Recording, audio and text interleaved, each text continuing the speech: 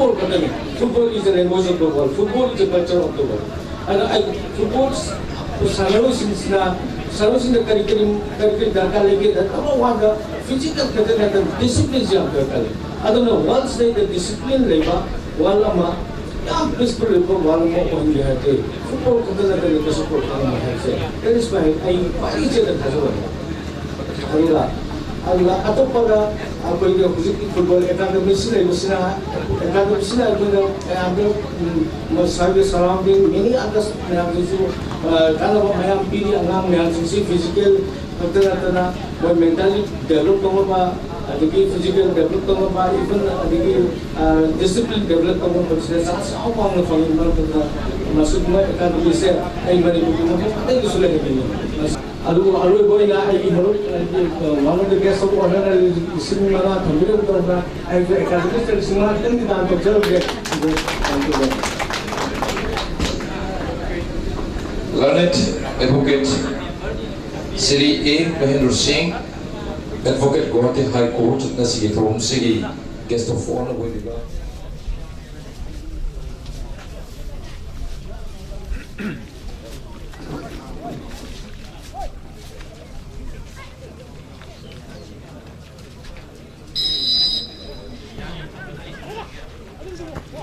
Koki is based in the Football Academy ground.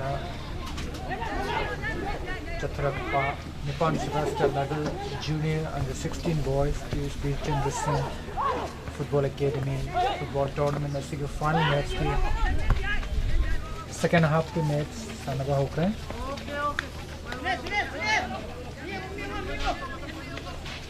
Final match is the Eastern Sporting Union.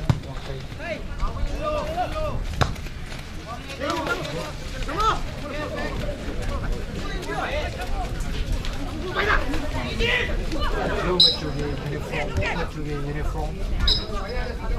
Saliba. Masina Pasfa. Summer racing. The Pasfana. Donor ba marunga Eastern Sporting Union strikers kasama hin sinto na naman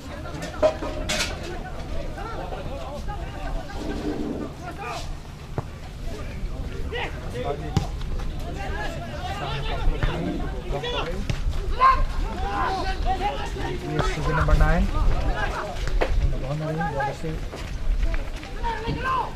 9 10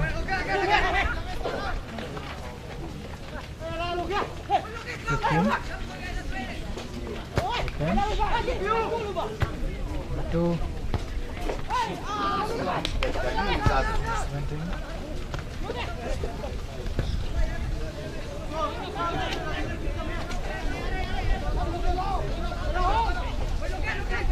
yes it was fun after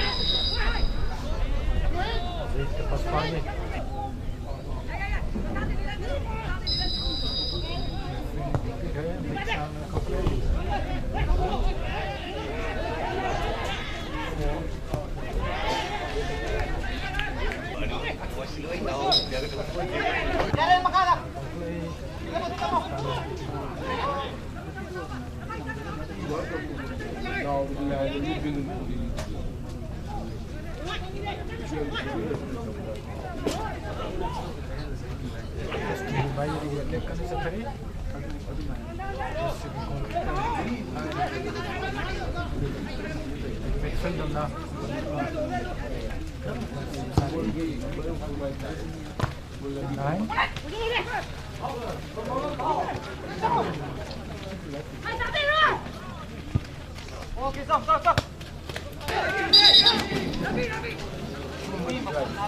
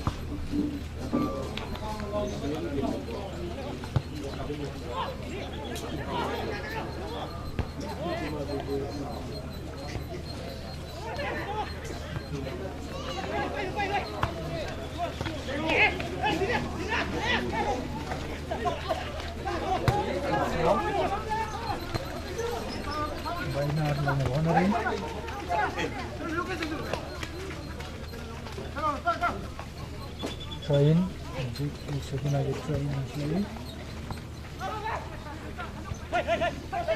Number 2, 9,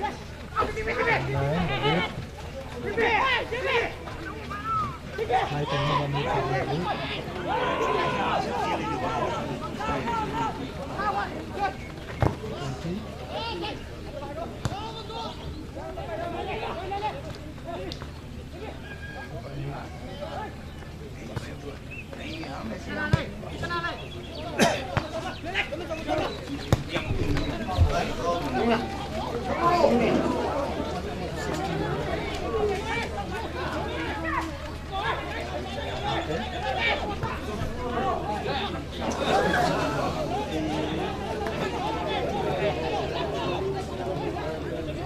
final match. ketemu sila pa na tinanimag ko sunrise na score to no nabang ka na summary.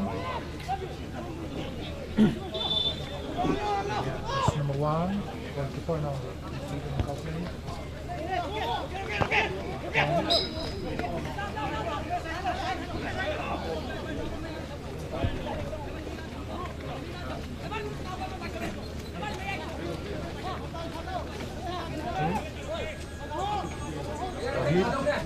Sang Copley.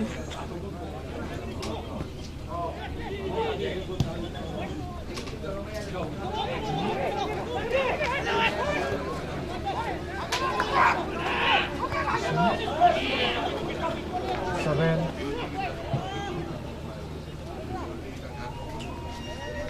Yes, you can make it train eventually. 3.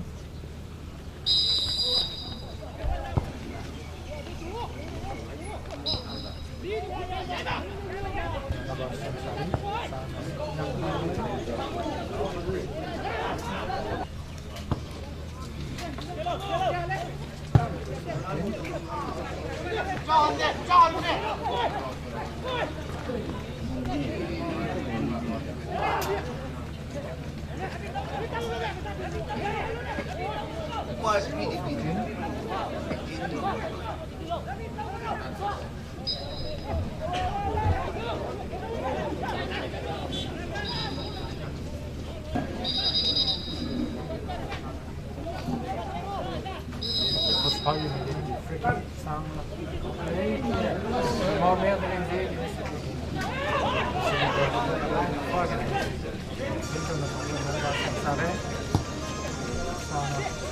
Copley. 10, Ken.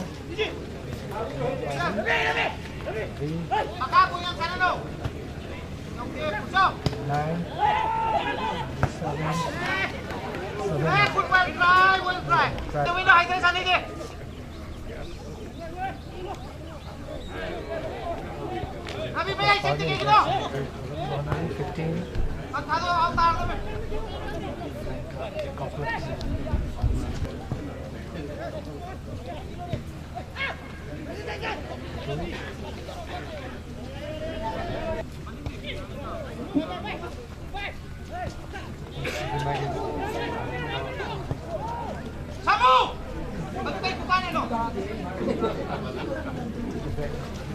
Copley, Sandra. 22. Copley.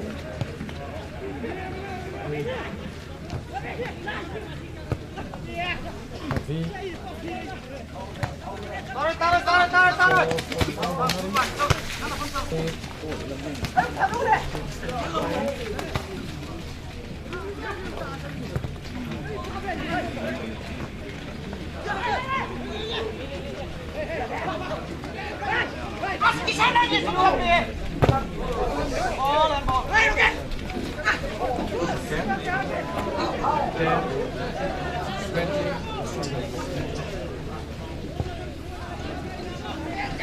Heavy.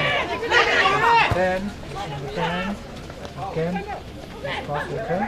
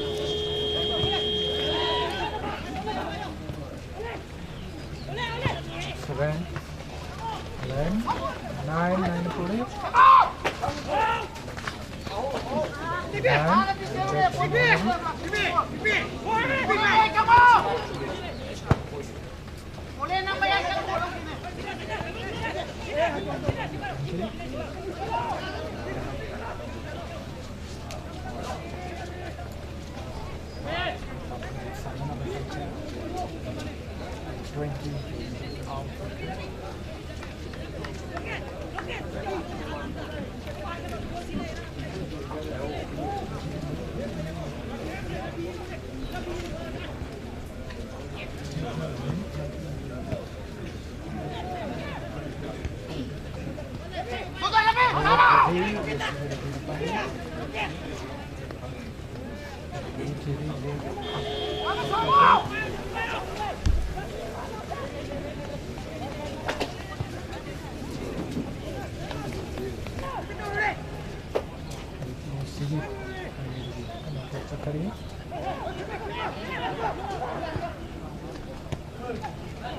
10 offside. The offside side.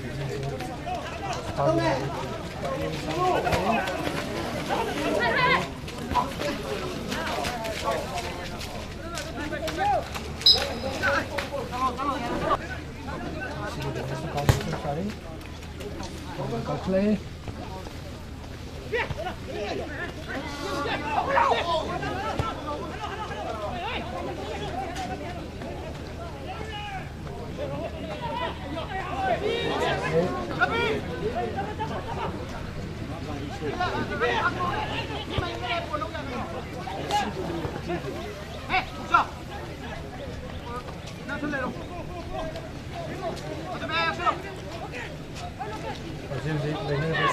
Eastern Sporting Union Makai 1 Arunko 0.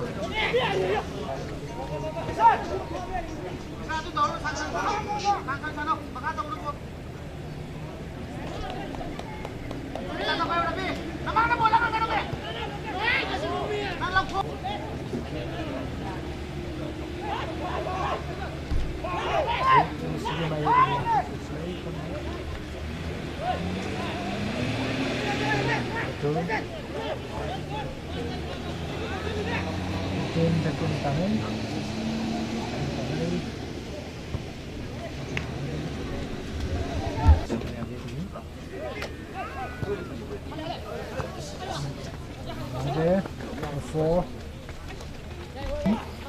number 8.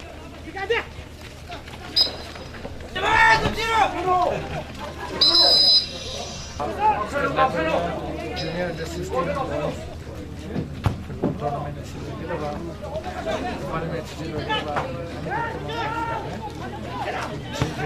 ESU won 1-0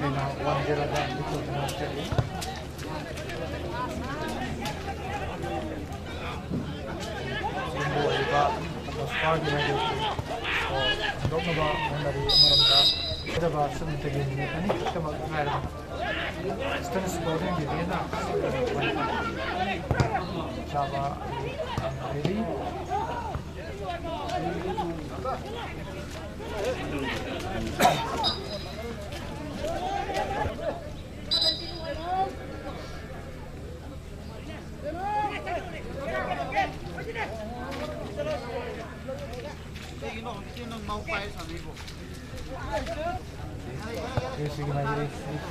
Sound one play.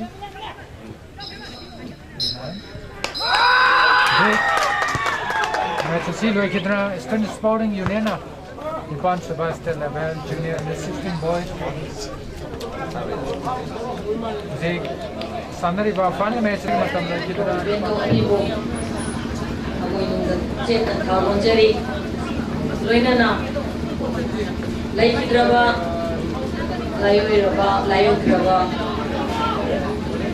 Mama the ice pretender Singapore show. Hello, now they already got a tower like we now. Got some good Tara or Luna. Kali Mukunda. Jerry. Let's see. Nipan Chuba under 16 boys state level tournament Lucian Bagi. Kauramasi Kauramgi Toburen Wina Lengsin Viriba Karishur Kursami Winana Nasiki Guest of Honor Gi Pampam Langa Lengsin Viriba Lido Kendokna Guest of Honor Gi Pampam Langa Lengsin Vibata Natana Yamna Maru Weba encouraging Weba Pampam Via Kambikiba Advocate Gawati High Court Ki Mingwana Panjarbada Window Singh Winana Hockey Performance Degi Achin Badagi Hado Pikraba Deputy Director Planning Agriculture Department Ki Hokubiriba G Samukabui Winana The Ice Prisoner Singh Football Academy Ki Toido Hindokna Thokubiba Singh Amade Nasigi Sanaba Sanariba Tim Animaki Tudok and Doklaba Aito Sing Doiraba Players Sing Judges Sing Amadi mateng pangbibasing amadi tim animaki coach amadi loinana ngasigi closing function asida lapiriba police department ki loinana ai now Krishna Tomi DSP amadi Nation Piriba Pachoy OC amadi tongan ba ay koi Nation Piriba baton pagduda lengpiratiba lamdam masigi amadi arab kadagi lapiriba todo hindoraba kai nazar bi amadi lamdam sigi todo hindoraba ya koi alamal lai guru ise ne satra naharon kai ki kunamako ahan magdada nonna kai kunazabo hami ba bhabok ai koi dasu sports ki player koi na phong counting bagi phong de ihun phawa adung la masana yamna puning thogatingai oiraba amna nungairaba ngasigi bol masana si mamangda ikoi tongan ba sahi kudingi pangthokliba senior ki junior ki amati tongan ba category da pangthokliba football singdagi ai ngasai ayu yahorabada ai now Krishna Tomi ngasi sibu karam dorgaba kamai to si yani haidana hai adubo sona ngasi asuk fajagraba masana se nomjing aduki matik star ba kaya singado ai koi thaiduna football sanabagi loiba khawba chidega loigo hendona ai koi yengbiriba miyam ki pukningda yamna very happy tare thona haukatningba amadi soen ningdaba amadi ai koi just anigi ai koi course anigi tau like activity ubudasu yamna puningda nungaiba kasi region the football academy na lamdam sigi naharon singda achauba football gi masana sileda achauba inot pibda loinana ngasi sanaroi kaya sina competitive oiraba adugulaba sanaba kaya masana da ai koi adugulaba winner oidaba yade haiba wakalon kaya sinado maduga iroinana lamdam sida state level amadi international level national level gi thak phawda sanabada ai koi matik chaba tinjang kaijang daba football roi kaya ma udona bogona bada region racing football academy na karang ba policy program tawi loinana ai koi mapan gi achoba foreign country gi adugunda ba coach kaya kauduna manipur da leriba yamna masana sibu pamjaba sanaroi singa coaching hangduna leriba haitoi singoiba karamba makhan gi practice tawraga karamba makhan gi practice ai koi da ai koi amana amabu mai thiba piduna ai koi football asida mai pakpa player amagi top ba magun kaya singdo laina bagi damakna ponarakiba kaya singasi yenglore haraga dasing namak ngasi choidana maki Birchandra Singh Memorial Football Academy na ai koi pangthoke yogi haina khaliba target ase choidana isorna nomadi tembang birakigani loinana ngasi maksu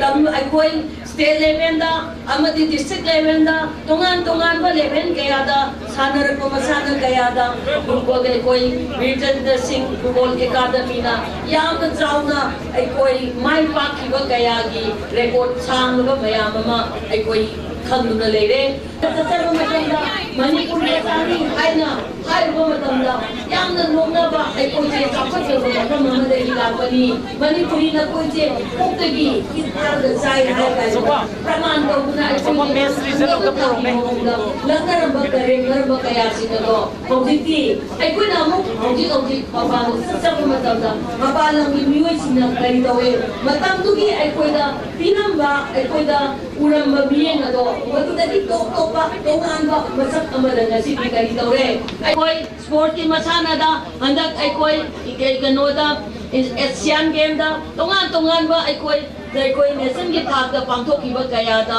gold medalist kaya phanglathi ba loinana makoi bu matik chaba magi sport academy na simiduna pangthok ba Nipan Shuba under 16 boys state level TIS Birchandra Singh Football Academy Football Tournament 2011 asigumba tournament asigi closing ceremony da chief guest hoina Saruk Yabini bi Ningmen Pandrevada Madam A.K. Mirabai Devi Chairperson Manipur State Women Development Corporation loinana nasigi guest of honor oina lengsin biriba ningmoina panjabada sir Sri A Mahendra Singh advocate Guwahati High Court aduga nahaki mamanga lengsin biramba guest of honor oina Sir G Samu Kawi Deputy Director Planning Directorate of Agriculture loinana masigi sumlaba tolo masibu Bakung Fan Binagabidamata Lengbirakliba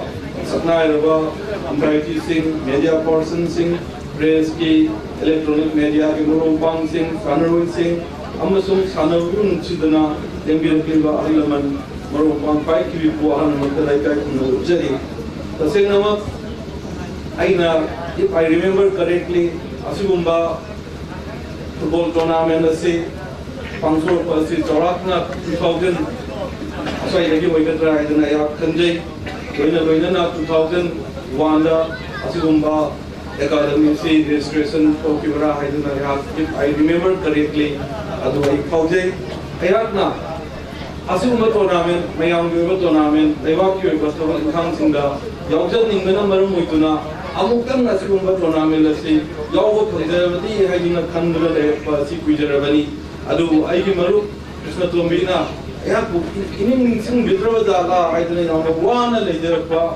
asida khang khangogdana asigumdaba yamna maman jamnaba maru oiba tournament asida aya pumasi preside to oidana makuma makbirgi damakta aya asigumba academy sibu toiman khangba ahan mokta da injuri loinana ayatna tournament asi pangthokpa tournament asi torokpa asida ayana thumjanungda yam tiendo wafamdi asigumba tournament ama academy asina ayaki marupna amasung maki family na duga sympathizer singna panaduna pangtholpa asi aya spiritual aspect ni yenamatamda spiritual oina yengba yaba amasung social oina yengba yaba ani thona lei na ya khanjai ahanbada aikoi gi leikhadaba pawumna mangjaramba adu mangadu maki masanupa na maki family na maki imung manungna sadaina paina mayamna umuna torpa sina aikoi gi leikhadaba pawumgi atmana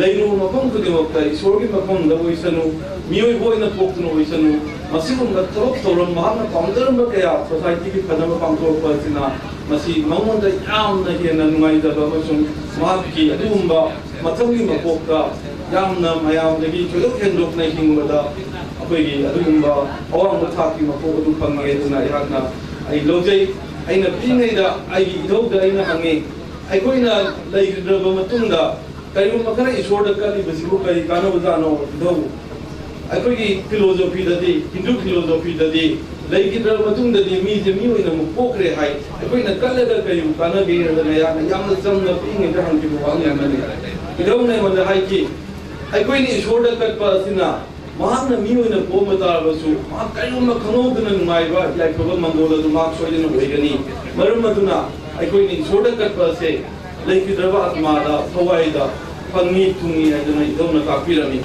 aikoina adum hena khanara boni aikoigi manipur si sports ki aduma power house mani aidana adubu oiriba poti Tapala tugi matungina lampak mayama le selectaba lampak mayama koptuna pa sanarun le directaba asina maram oiduna aikoigi maruina urban area da le stadium nu sing bakharda concentrate to pa sina sanarui singi masing kamna hanthar pa kaya asi aikoigi state level da single tournament asina local area da aikoigi pangthokna select pa asina laikai gi ang singda Marui ba ikoina theater ba dumba kung doba jodi tungi miru da pirka dori hoje maina khale nasigi sanaba si het ki oi ba soidina no ki angang nanga tara tholutna bol soidina kaugani makoi kawu hogre na sai de ya pati en da angang mani manga tholutna bol kaw masigumba makoi da ikoina inspire to ba kallo da si aikoi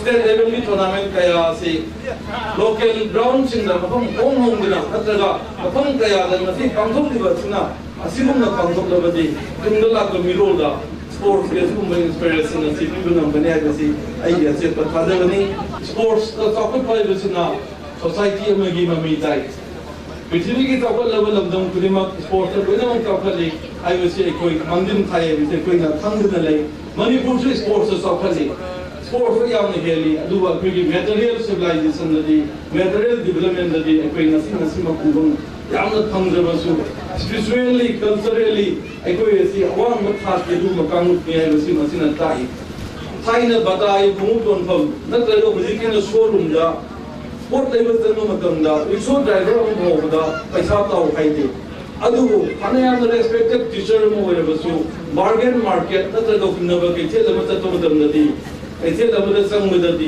लुपा चाम पियो पोसि लुपा 10 दगी हुनबा होवे अदुनदी चमनबो मियमा तोखाई system दा तोखाई मायोन तोखाई वाकलो ओलेबदी आइगे असे पथादनी अखोगी खुनाइदा फतबा मी मत लेति लोइनमक फनायाम तमसिबा साथिबा मी होइसनु मपा मागी नुसिर मचानी मफम ममदेगी मागी थोटपनो नि सलोन फोन उलंगनी अदुना अखोइना रिफॉर्म तोरगा सेमदोकलगा यागदम नातने हैबसी तायुमी अखोगी मणिपुरी खुनाइदा लेबगी कुरिमक लोइनमक अखोई कुरिमक सी तोखाई सिस्टम जने यादना सलोन कया लोगी वादनी अखोई कुरिमक अफबा नातनी मागी जेनेटिक की होइना जिन की होइना तसेना याददबगी पोत लेरे हाइबसी स्पोर्ट्स ना नसी वर्ल्ड द उलिबा नेशनल लेवल उलिबा इंडिया के सुन खुन खुन मक पांगफु पसिना अखोई की मियोई सिंग असे फतबा मत योगते अखोई स्पोर्ट्स की पिल्ला लागो मतमददी अफबगी अफबा नातो थोंगमबनिना अखोई असी तोखाई सिस्टम ने याददना